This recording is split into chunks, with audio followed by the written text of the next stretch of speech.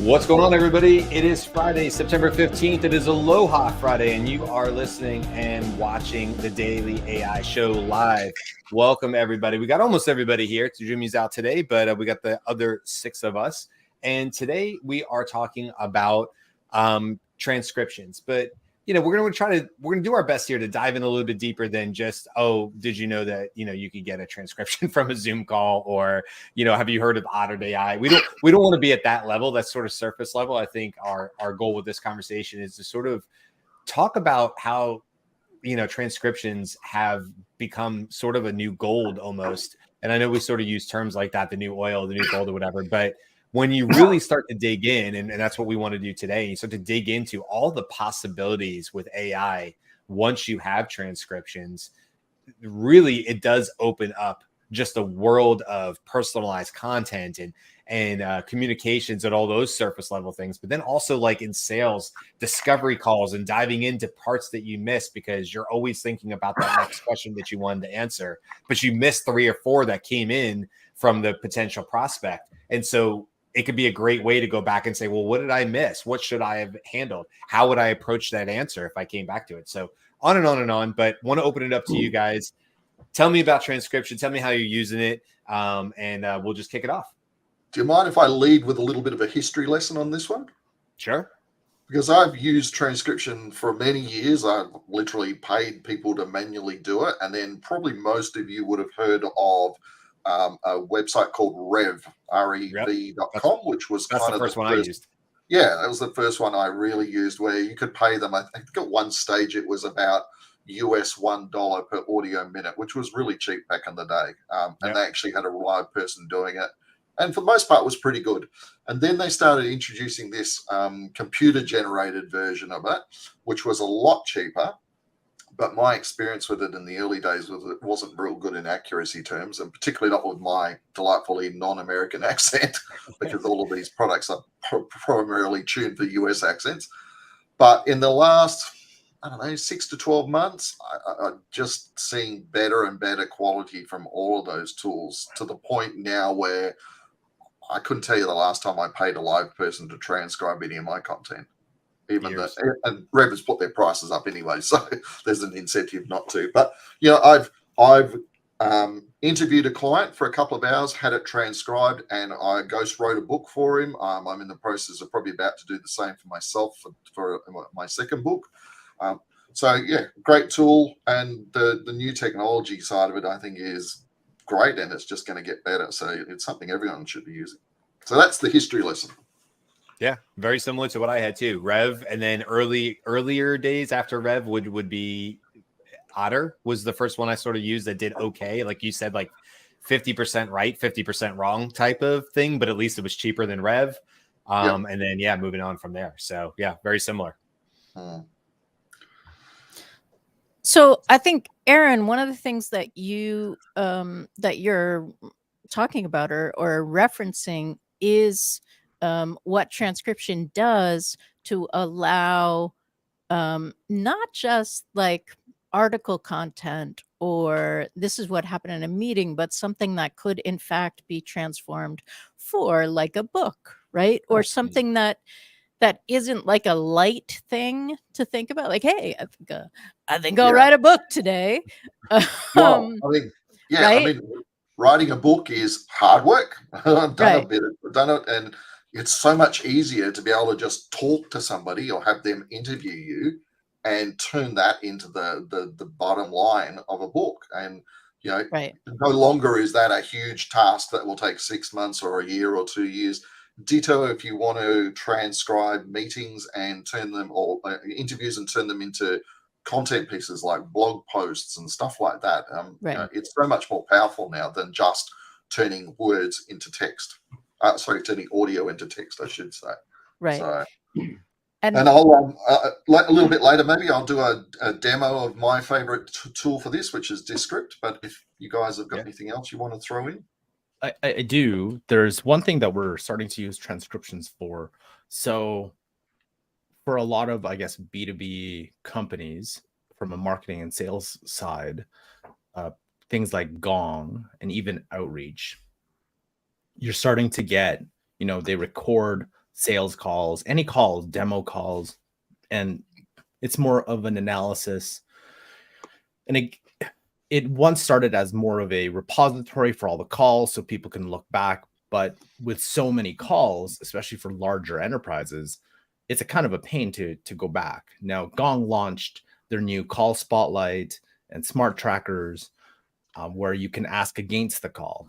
But what you could do, especially from an AI automation perspective, is you can get the transcription, but what's better is then you can summarize the transcription. But going beyond that, then you can do an analysis of the transcription or analysis of the summary of summaries. So what I've been doing is summarizing Gong calls for, I don't know, however many in a given month. And then at the end of the month, so all these summaries are automated. And then at the end of the month, you summarize the summaries. So, and then in the prompt that you're providing, then you can be very specific on what you want, what you're looking for, whether it's basic pain points, or even if certain campaigns are effective in, or what people are actually saying, like, and it's it could be beyond marketing and sales. It could go into product research. It can go into R&D. So there's so many things that you can do now with just those summaries that now you can actually do deep dive. I would start saying quantitative analysis that sometimes would be very expensive, to do a research firm, while you have all these calls, I would say 40, 50, 100 calls a month that most people don't get back to. Right. Yeah, and all that is sitting gold in the data, right? Like all of that, like you said, can be deep analysis into all of it, for sure. So I love that. Go ahead. I'm sorry. Being a sales guy in previous lives, and most of my career has been in sales, and being that I use CRMs and that you're only as good as your notes, right? You're only as good as what you can put in the CRM, because a week later, I completely forgot the call. I don't know who this guy is or gal is. So CRMs and me putting notes in were absolutely crucial to success in my position, and how you categorize that lead, and so you can understand the dashboard can produce reports for your boss. All that kind of stuff is like part and parcel to successful role as a salesperson. So take that chunk and think, right now, I didn't start recording calls. Maybe I'm late to the game until last year at this time is when I even Zoom. I just didn't even record my calls, which I was like, now I'm thinking back, what an idiot I was. I could have done just the recording, would have been nice. But HubSpot had the integration that automatically did that. So I just said, okay, sure, why not? Go ahead and record my calls, and it transcribed it. But all that to say, based on what Carl was saying, I was listening to a podcast yesterday, and one of the functionalities that they brought to the table, which I think is going to be brilliant moving forward. And again, we're at an inflection point. All the capabilities of the software right now isn't quite where it's going to be. I know we've said that for 20 shows, but I feel like it's so close to about to be. It's about to be. So like what I envision, what I'm rambling about here, is that if I can be on a call with a client, prospect, whatever, it should record it. It should transcribe it. It should do sentiment analysis. It should add that to the dashboard so that my manager can go in, or my previous manager, whoever's manager, go in and say, give me the top 10 candidates based on sentiment analysis. Like during the call, they showed that they're most excited about this product. That's AI will be able to do that like this. Salesforce, HubSpot, that's coming very, very soon. If not, it's already in development. I mean, what if they aren't doing that? They're stupid. But I feel like this transcribing that you're talking about, Carl, and using it for informing decisions is going to be just automated in the future. I think that's where the true new, as we talked about, transcribing a new era, that's where it's going to come to life. Sorry for the rambling. Do you think though, right now, so yesterday, for example, we had our, one of the community meetups was generative AI, and I think 60 to 70% of the questions asked were still about prompting, right? Still basic prompting. But when I showed that example I just went through that example. I think everyone's minds was blown. One of those, wow, that's amazing. But I don't think people are even like even if I think you, so what I was doing is starting to put everything on Slack. So here, all you need to do is take your face and go to Slack and read the summary of summaries. You don't even need to go into, like, I took out all the steps you need to log out, just read it. The thing is, though, I don't think people are reading it. So, like, how it's a massive behavior change to introduce these things and put it into the workflow. So let's say even if everything is automated, like everything is automated, people still need to know that it is automated and actually like consume that automation, because in the end, someone's going to have to be like, okay, because of this, I made this decision. Like, but we try to eliminate everything up to that point where that person made the decision. We're obviously not there yet. I find it right now, it's very difficult to get people to even wrap their head around something that you've built, because it becomes way too complicated for them to understand, even though it's sitting right in front of them. I don't know. I don't know if you it's all behavioral management. You had behavioral changes, right? It's so hard, change management. Yeah. Brian, would you be able to address the comment we had from one of our viewers? Yeah, absolutely. So, Maria, I really appreciate you putting this in here, because I think I actually, as much as I'm in sales, I find that I talk about healthcare and AI probably more than any other topic. Probably that could be. My wife is a dietitian, so she's in the healthcare space, and I work on the. I'm a volunteer and I'm a co-chair for the Commission for Nurse Reimbursement. So this comes up quite a bit, and I'm not exactly, you could certainly throw in another question, Marie, if I'm not nailing this. I think a lot of times when I see a question like this, is there opportunity to use in healthcare? Absolutely. A lot of times the follow-up question to that is, but what about like HIPAA and other requirements and stuff? Obviously there's tools that are being built today that already do exist that are AI and HIPAA compliant. And so I think we'll see more and more of these softwares emerge into the healthcare space. Typically healthcare tends to be a little bit of a lagger in terms of, getting into some of these areas because of maybe red tape and all these other areas. However, I can tell you one way you can use it right now, if you're not, is very much the way my wife uses it. So just quick background, my wife is a dietitian, but she is no longer bedside. She runs the internship for like the state of Florida, basically through the Department of Health. And so she has not young students though, that are transitioning in their career into dietetics. And so she's always teaching about, the bedside manner, things she did years ago when she first came out as a dietitian. And so we've talked multiple times about how she has used her own, voice notes and transcription to help her craft better, more personalized content going back out for her students, but also to help her students craft better, more personalized messages going out to their patients. So an example of this, I think I've used this before, but an example would be, okay, you get a quick note on what a patient in a room needs to be discussed about nutrition. So my wife might have gotten that note really quick. It says, oh, okay, she came in for female patient came in for diverticulitis, but it turns out she has diabetes. She's actually originally from Guatemala. She speaks English, but she also speaks Spanish. There's a mix there. And so what my wife is able to quickly do without abusing any HIPAA laws is use a tool like ChatGPT to say, okay, this is sort of the pinpoints of where I have some notes on it. And so she might use a transcription to write her notes, and then use a tool like ChatGPT to say, how would I go into this patient and give them a more personalized response, considering the fact that they just found out they had diabetes. The world is going to change a little bit. There's a lot of anxiety that's into that. And one of the ways my wife was able to do that is to say, hey, I could generate a nutrition plan, a meal plan, but in that meal plan had more foods that were would show up in a Guatemalan diet, right? So more authentic ethnic foods for that patient, so that the push wouldn't be as hard. So I think this all goes back to, in healthcare, I need to connect you. Perfect. Here, I'm reading it, but I didn't put it up on here. Yeah, we absolutely can connect, Marie. I talk in healthcare all the time, and like I said, I'm leading an initiative in AI for the nurse, the Commission for Nurse Reimbursement with Rebecca Love, so we can certainly talk on that.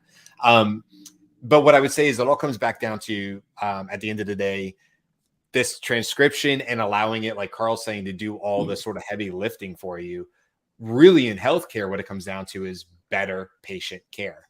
And it's not only just better patient care, but then you have all the ripple effects to that, which is if I'm able to give better patient care on a high volume patient set, what does that do for me as the professional, the physician, the dietitian, the whatever, the tech, to guard against things like burnout and other areas. So I don't see it as just like, oh, there's this transcription. In healthcare, I see it as not only being better for the patient, but also protecting our most vulnerable or overworked in the healthcare against things like burnout and enabling them to handle an insane workload coming out of post-COVID. And using tools like this to make their life a little bit better. So I'll get off my horse on that, but I'm very passionate about that because I see the value, and there are people who are pushing very hard to it in healthcare. It's just that healthcare tends to lag a little bit as far as adopting new technologies, in the sense of they say it's because of HIPAA and other things. And oftentimes I think that's not as much of a barrier as people like to throw up. So one of the things that I think you've got to think of when it comes to this whole idea of transcription, particularly with AI, is there's always been this problem in business that it's very difficult to retain the intellectual expertise that people generate over time. And when someone big in your company leaves, you lose a lot of that expertise. And although I don't really work in the corporate market too much, I've certainly heard lots of complaints about the fact that, we are losing our important knowledge. We don't have that expert who can train our staff because they're leaving for whatever reason. So, given the ability to record things easily nowadays, and you can kind of start to build that stuff into a lot of processes, this is a really powerful tool for companies to start collecting those conversations and transcribing them and feeding them into a knowledge database so that they can retain it. And then they can go in and summarize it. And as Carl said, the summary of the summary kind of thing. But it's a great way to keep hold of that information so that it's not lost from the company. So guys, how do I jump in and do my Descript demo quickly, eh? Looks like Andy's got something to say. Sorry, Andy. Before you do the Descript demo, let me just mention that one of the very first ways that any of us were likely exposed to AI is through, for example, Siri and Alexa, where you're speaking to an AI. And that AI first started out just having to transcribe the voice. This is called speech to text, right? So that's a key function in AI. And I'm very interested in the advancements that will come about that will allow you in real time to do speech to text. Because remember, large language models are trained on text, not on sound. So you have to do that important step. And so the speech to text, the transcription is happening all the time when you speak to those AI agents that are in your home. And I'm interested in finding a way to really make it much smarter than even Pi is today. Pi is an example of a speech to text, then text to speech interface that creates a real conversation with an AI. And if you haven't tried it, go try it. PI, just look for it and try it out. And it's also available in the ChatGPT mobile app. So you can speak to ChatGPT and have ChatGPT speak back to you. And it's a much different experience than sitting in front of a computer screen or you're on your mobile phone and writing prompts. So it's really generic to AI to do transcription. And we've been talking about ways that the output of that transcription can be then processed by AI for knowledge management purposes and others. But I just wanted to point out that really transcription was at the foundation in Aaron's history of what was going on in AI for consumers, at least. Right. I love that. Yeah.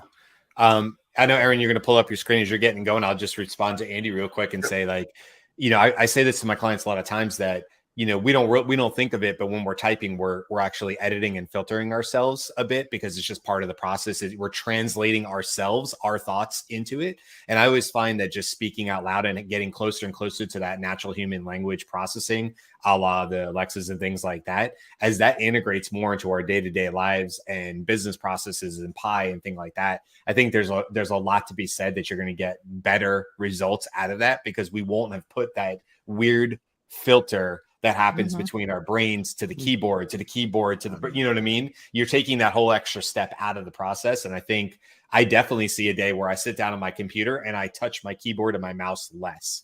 And I just say, okay, computer, can you open up this for me? I need to think about this today. I know this is on my list. Go ahead and show me my calendar really quick. Right. Yeah, I do have that at 9 o'clock. And that it's just a stream of thought as my brain is entering the computer, and it knows exactly what I want, and it's bringing up the pieces I need to go along with it. Okay. Sorry, Aaron. I know you got the script thing here.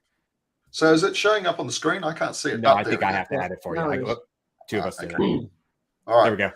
So just quickly, for those of you who are not familiar with Descript, as I understand it, it started out primarily as a video editing tool, but the big difference between something like Premiere Pro or Camtasia, which I've used for donkey's years, is you upload your video, it transcribes it, and then you edit it by editing the text. So it's actually a text editor, but for video. And I'm going to just show you a couple of really simple things. Now, there's a lot more power in this than that, but I've only got a few minutes here. So I just recorded this 30-second video. I'll just play it for a second. Yeah, I think the audio should work. Hi there, it's Aaron Malik here, and I'm just doing a quick video to demonstrate how to use Descript. And down here, you'll notice I deliberately put some ums in. So just check this out. It will... yeah, it definitely will make your life easier. So first problem when you're recording video and audio is the ums. So one of the great things about this tool is the ability to identify them and get rid of them from the script. So take them away from the text, but also take it away from the video. So you just go up to this little guy here and remove filler words. And I hope you guys can see my screen all right. And it's got a whole pile of options there. I typically turn select all off, and I just select things like and and that's about it. And then I just go remove all, and you'll notice that they disappeared there. But watch what happens. We'll start here. So if you remember the last time I showed you, I said about 4 or 5 times in there. Easier. It will, yeah, definitely will make your life easier. And if you want to delete something. So that's just that tiny little thing by itself is a really powerful thing. If you've got a long 30-minute or a 60-minute thing to do, it's a great way to, nobody likes umming and erring on videos. The other thing it does, which is really cool, is if you say, okay, I don't like that sentence or that word, I'm going to get rid of it. So let's just say we get this sentence here up to... actually, no, it will definitely make your life easier. Let's just say we want to delete the whole thing there. So you select it and you push the delete key on your keyboard, and not only is it gone from the text, but it's gone from here. Yeah, it definitely will make your life easier. And it will remove them from the video. It's nice and easy. So that is like 1/10 of 1% of what you can do with Descript, but that's the power of being able to use AI to turn your audio and video into a written format and edit it. For those of you who have never done any video editing and the idea freaks you out, this is like, you can use Microsoft Word, you can use this. It really is that simple. There's a lot more it can do, but hopefully that was just a useful little demo for people. Awesome. Stop screen. Every time I see something in Descript, I always think like I gotta go back and I should use it more. it is simple, easy. I use other tools and stuff like that, like Capwing and others, but I often do see Descript and think, oh, that does look easier. I should do that. So speaking of tools, Beth, will you just share with the listeners a couple of easy to use tools that will just take audio, like an MP3 file or recording from your phone, and translate that into a text document? So Carl, well, there- if you're stuck on that, Carl mentioned a couple, but I'm not familiar with those at all. Well, Otter will do Well, that. I mean, if you Rev- have the Otter app on your phone, it would definitely do that for you immediately. Like you would just open up the Otter app, press record. You could talk for 2-3 minutes, and not only will it be on the app, but it'll immediately be on the desktop as well. And so you would have the transcript that way. So that's a tool that you could use for sure. I like Build I- Better. I don't know if you guys are. I know people in this channel have used it, but I've been a fan of that transcription. And you can do. They have an alpha coming out that's on the phone, and I prefer that transcription because it uses GPT-4. I haven't always had success with Otter because it doesn't always know who's talking. But What's it called, Robert? Build Better. Yeah. Oh, Build Better. I missed when you said it. I'm sorry. Yeah. Yeah. I mean, I'm sort of queen of workarounds, right? There are times where I've been in an educational situation where the information isn't transcribed and it's a 30-minute class and I want to find a specific point. You can share video with your Zoom and it will give you the transcription of it, right? So that then I can see, oh, right, this was at the 15-minute mark and I can search that transcript. I'm sorry, explain share your video with Zoom. So you're just sharing screen, right? So just like I did then, I Andy, see. with StreamYard. Because Zoom is automatically transcribing when you're so you can record it. Sorry, share screen and record. Now Zoom is automatically transcribing it, so you may be able to search within the contents of a meeting. But I was doing it so that it's a recording and then delete the recording once I've found the place where I want to go. The other thing, this isn't going to really answer your question, Andy, but there are two other points that I think are important to make. Transcription can handle sped up audio, right? So I often double time my audios, or 1.75 times my audios, and have that transcribed because the whole process is a little faster. The other thing is just a little bit of a caution. Just because we can make giant amounts of content does not mean that it will be helpful for you if you don't have a plan going in about why you're making giant amounts of content. Because if you're in a situation where you're like, wow, I know a ton of stuff, I don't know what I want to lead with, don't make 3 hours of that if you don't have a plan for the other end, because 3 hours will be giant numbers of pages. And, ask me how I know. I just Hey, Beth. just think about that. All right. And I'm sorry, it looks like we're at TLDR time. Anybody want to? Yeah, we can hit the TLDRs here and wrap up the week. Yeah, I guess we can either go around the horn, or we don't have to go around the horn. I mean, who has the Beth? You kind of hit one, but if anybody else has some top tips for TLDR, I think let's or for transcription, let's do that. Mine is record everything. Exact opposite. It was useless. Yeah. Aaron's like, I'm recording right now. Hey, guys, you know what? Here's a top tip. You know who's not doing transcriptions automatically? StreamYard. StreamYard. That's who we record this Hello, through. StreamYard. And we would love it if you're listening to this recording, if you would add transcriptions to StreamYard. Sorry, that's not a TLDR. Brian, Brian, of course they're listening to this. Are you kidding me? That's why I said it. So they can pull the name of StreamYard out of the transcript. They're transcribing it and analyzing everything that's said by anybody on StreamYard, right? Yes, that's what I'm assuming. Yeah, like a rubber set, of course. Okay, I'll use that as my time for TLDR. Who has one? I'll just say that I'm going to double down on Aaron's. That yes, record everything. I was at a meeting yesterday, and quick take. Looks like I'm going to be joining the University of Tennessee in there as a faculty for their AI degree they're putting together. So more news on that later. But during the meeting, I was like, man, I wish I had my stupid phone recording this, because there's a lot of stuff was talked about, and I could have summarized it, recorded it. Now everything, I don't trust my memory anymore. Is my point. So record everything, not just videos or audio, but like face-to-face meetings. everything on my phone. Yes. What do you use, Aaron? Just the Samsung audio recorder app that's built Okay. in. Yeah. Anytime I got a meeting, I record it. Just like Robert said, memory issues amongst other things. And it's just good to be able to go back and refresh yourself on what was discussed. Yes. So when I said don't record everything, I didn't mean these things, because these are super helpful, right? You may remember like a part of what you had agreed to, but like, oh, seriously, no, somebody mentioned a web page and I want to know what that was. Right. Yeah.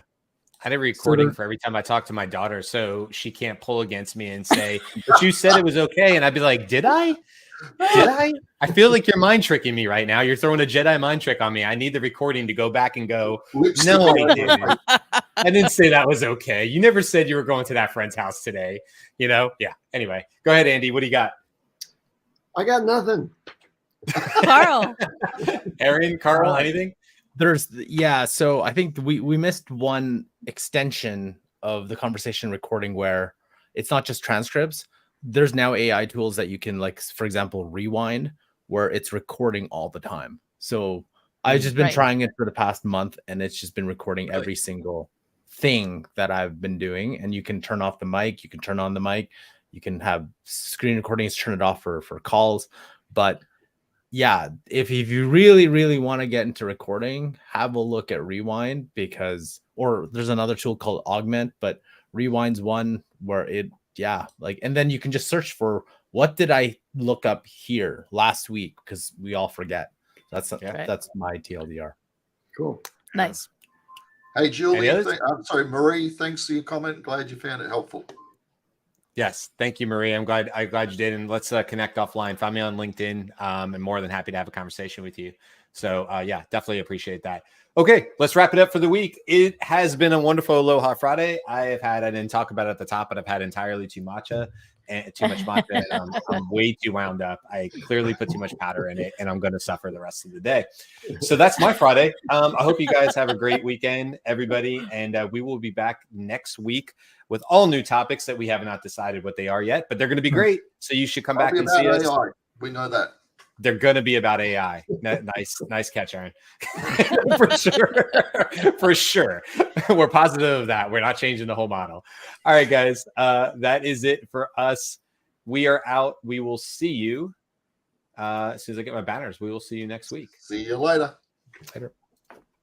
Happy Friday, everybody. TGIF.